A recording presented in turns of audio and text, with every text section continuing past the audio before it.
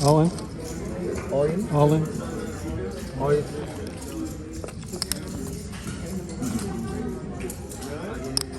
T25 total. 325 total.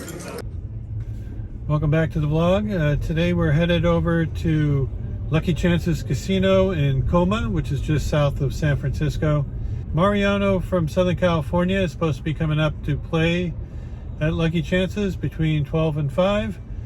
So this is a great opportunity not only to meet him, maybe play a little poker with him, but also this is the home casino of Andrew Lok.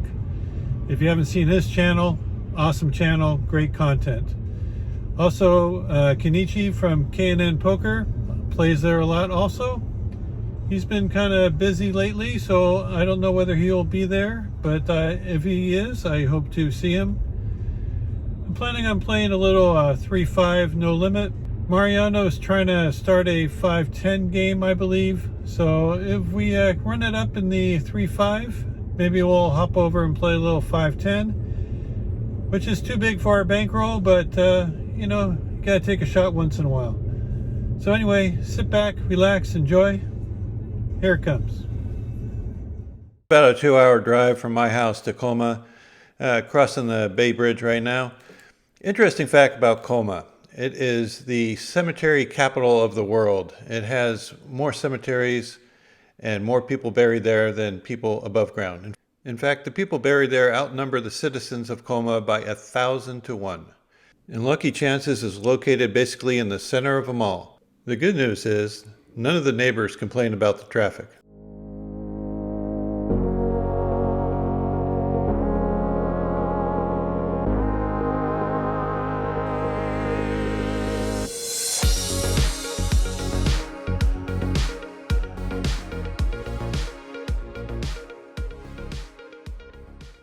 Jump in the 3-5, look down at Queen 8 suited in the big blind and check my option with 4 other players in the pot.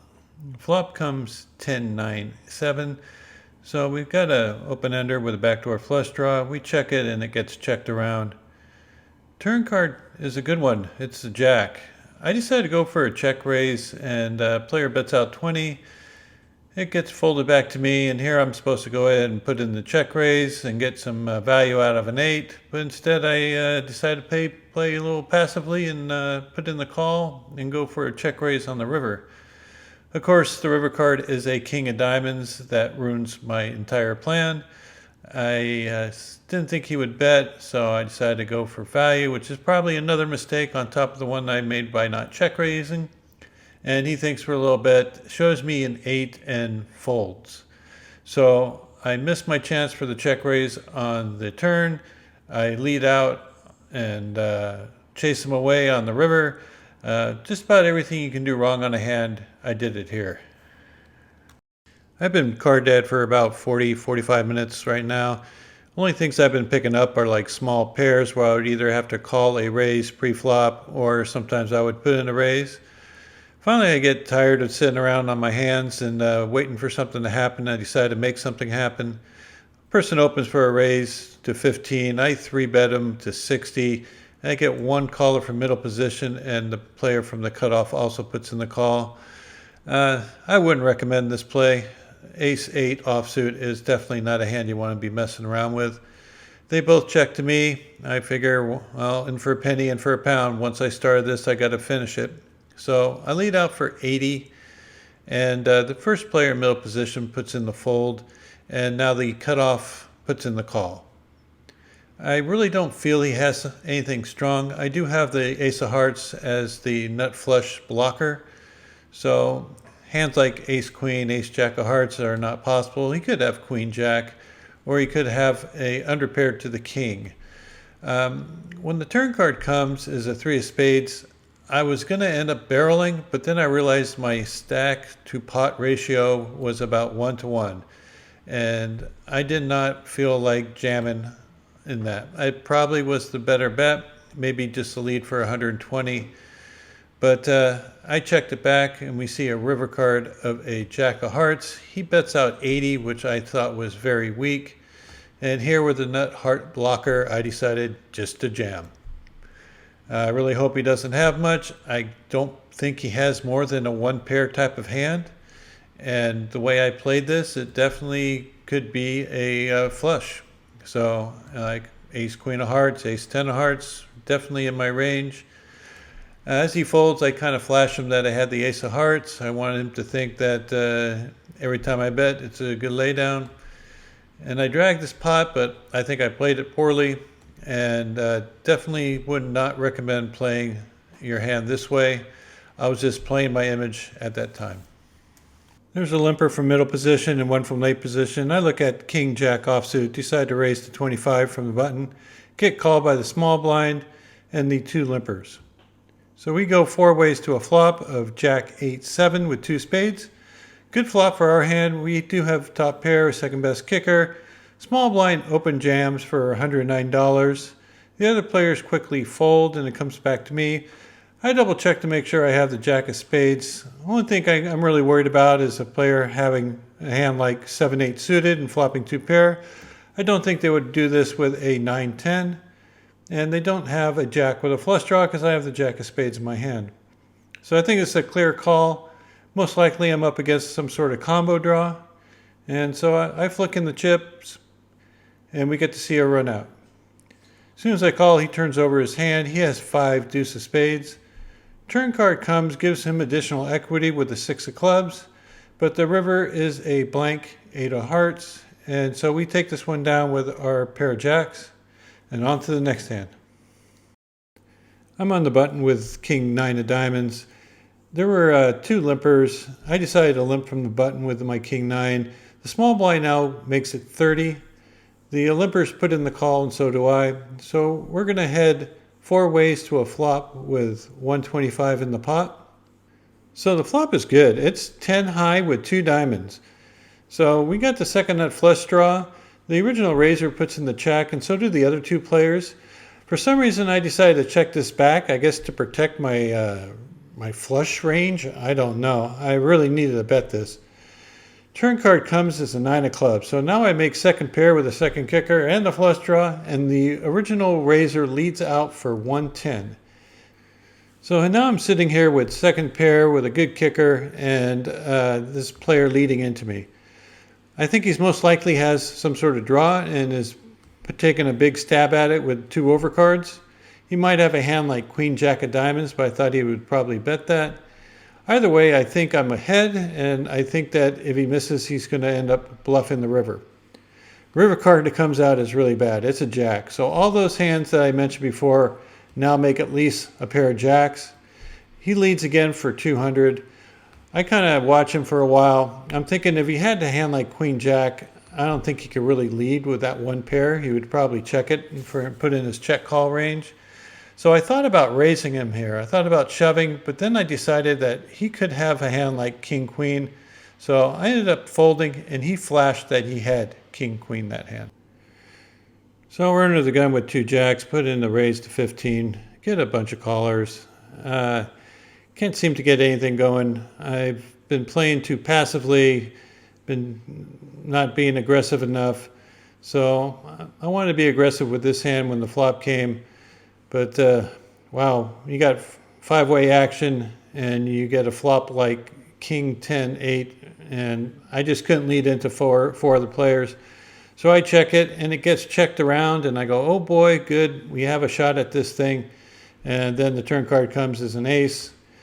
I check again, and this time a player fires out half pot, bets $40. It comes back to me. I'm just going to get out of the way. It's a little frustrating, but that's just the way it goes sometimes. Happens again, this time with pocket tens. Basically the same exact scenario. Finally, on a straddle pot, it's 10 to go, and I look down at queen jack of clubs in the cutoff. I open for 30.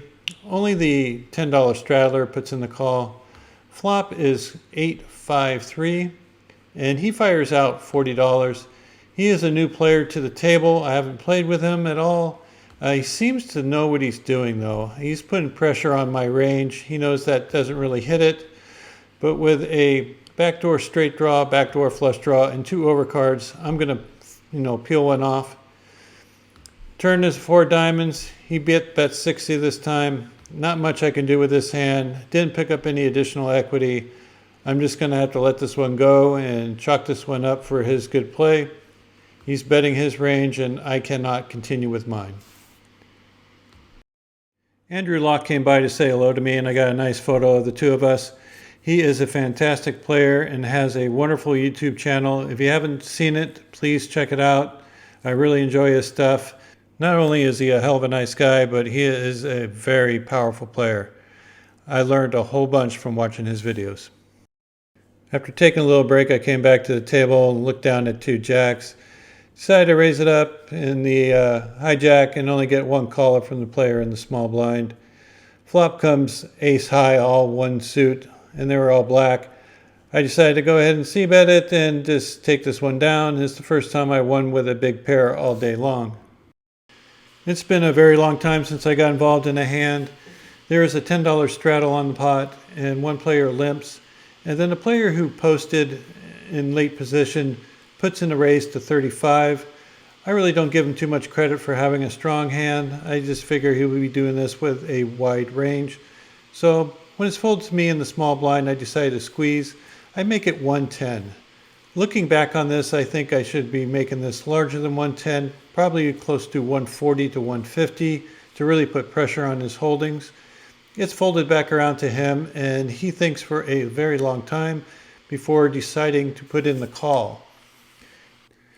So when he was making this call, he only put in $90, and he did it reluctantly, and the dealer said, "Oh no, you owe 20 more to call." So he goes back into his stack and he throws out like 10 and then another 10. He really didn't want to be involved in this hand. I think he realizes that my tight image and his range is very vulnerable to the hands that I would play. But he finally puts in the correct amount and we go to see a flop. I'm thinking a standard continuation bet here would take it down a very high percentage of the time. So when the flop comes 8, 5, 7, all spades, I put a 1/3 size continuation bet out.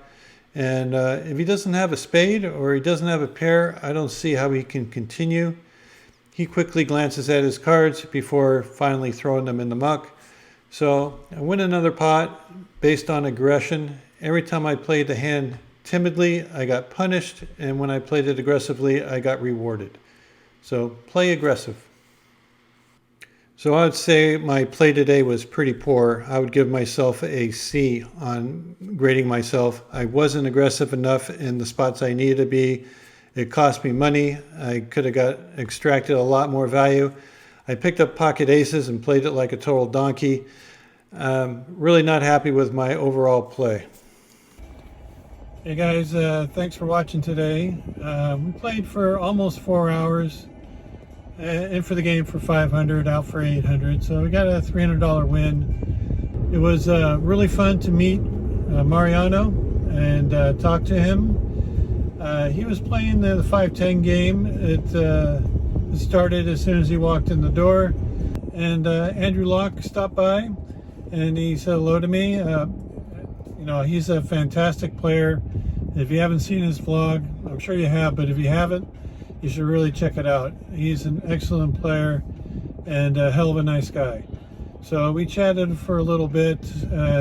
He plays at Lucky Chances all the time, and he said that it was extremely busy that afternoon, busier than any other afternoon he's seen in a long time.